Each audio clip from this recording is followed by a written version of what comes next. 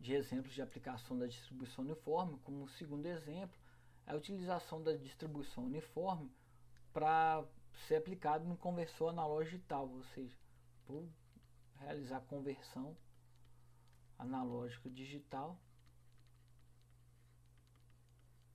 por meio da nossa distribuição uniforme. Bom, qual é a ideia disso? Imaginando a princípio eu quero medir o valor de uma certa tensão, vou chamar como tensão VI, que é uma tensão tá analógica, e lembrando que pelo nosso aparelho lá, as referências nossas, nós temos como referência zero, esse valor pode ser zero, até um valor de referência, que seria o máximo, esse valor de referência, a máxima tensão que nós estamos podendo medir. E o zero, a mínima tensão que nós estamos podemos medir. Então, esse meu tensão de referência aqui, no qual é a tensão VI no qual eu quero medir, ela é passada por um comparador, terminal positivo, e no terminal negativo desse meu comparador eu vou inserir um gerador de números aleatórios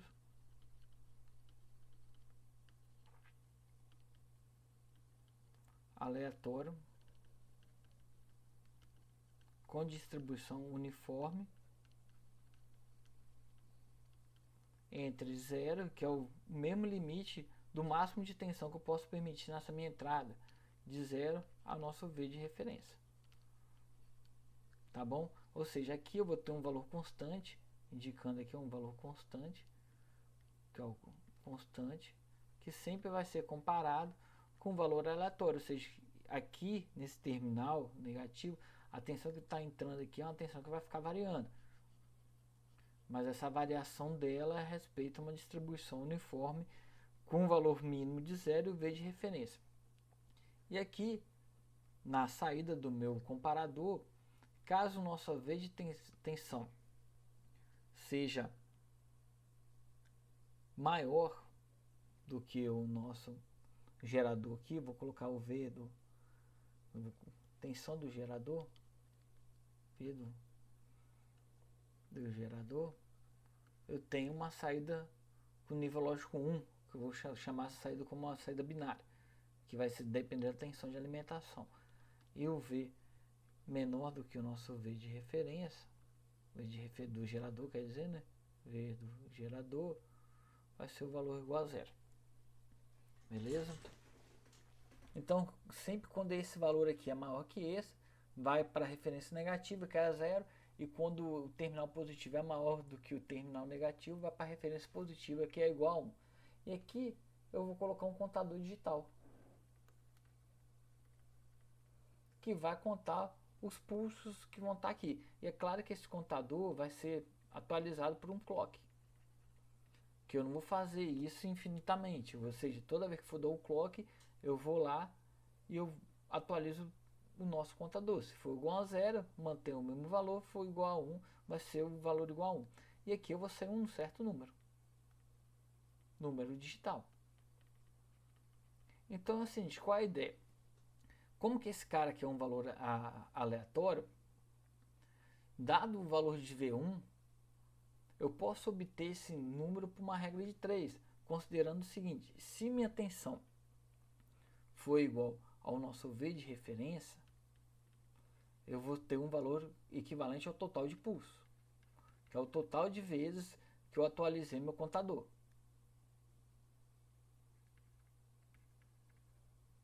Agora é o seguinte, o V1 nosso, dado isso aqui, esse número aleatório aqui, vai corresponder, se esse valor for muito alto, se o nosso V1 for muito alto, eu vou ter um valor aqui muito alto. Se o valor do V1 for muito baixo, eu vou ter também um valor de pulso muito baixo. Então vai ser proporcional ao valor do contador, ou seja, proporcional ao valor do nosso contador. Então nosso V1 pode ser calculado como o nosso, pela relação do nosso contador, dividir pelo total de pulsos, nosso V de referência digital dele. Muitas vezes, por exemplo, o pessoal recomenda na hora de fazer essa divisão, usar uma base 2, que é só faz um deslocamento. Por exemplo, se usar um n, for usar um n igual a 10, ou seja, o número de pulsos meu é igual a 10. Então eu vou ter 1024 amostras.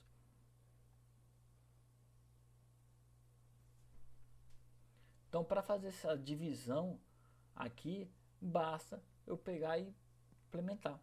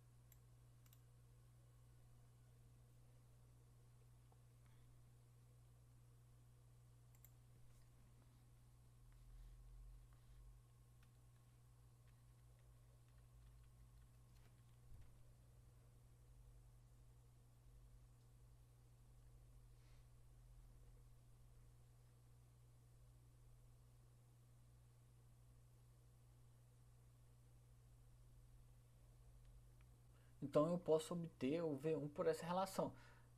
No conversor, o que vai ficar armazenado é o valor do nosso contador. Ou seja, isso daqui é o valor que vai ficar armazenado digitalmente. Eu posso melhorar esse processo mostrando várias vezes, e depois dividindo pelo número total para diminuir a variabilidade que pode ter nessa estimação, algum erro nisso. Beleza? Então vamos praticar isso aqui. Então, no nosso exemplo aqui, vamos começar o nosso código no MATLAB. Vou considerar um número de bits aqui, vou chamar como 10. Então, quando eu tenho 10 bits, vou considerar o número de testes aqui como um número similar ao nosso número de bits, 10 elevado a 2, n elevado a 2. No caso do nosso exemplo, eu vou chamar como VI igual, atenção, eu quero medir 0,75, daí vai variar, né? É isso. E agora eu vou começar a fazer, vou fazer um for para indicar, vou fazer um número de runs igual o nosso número, o número de códigos que posso representar pelo número de bits. O nosso contador, você começar zerando ele, e para cada uma dessas repetição vou gerar um valor aleatório com distribuição uniforme, né? De 1 ao nosso V de referência. Ao V de referência nosso aqui eu vou chamar como 1 também, fica mais fácil. É o nosso V de referência, mas basta só multiplicar o V de referência aqui. Então, uma vez gerado o nosso valor aleatório, vou comparar, né, que seria saído do meu comparador, eu vou comparar esse meu valor aleatório se ele é menor que o nosso V de referência. Caso ele seja menor, nosso contador vai ser incrementado. Eu vou terminar aqui.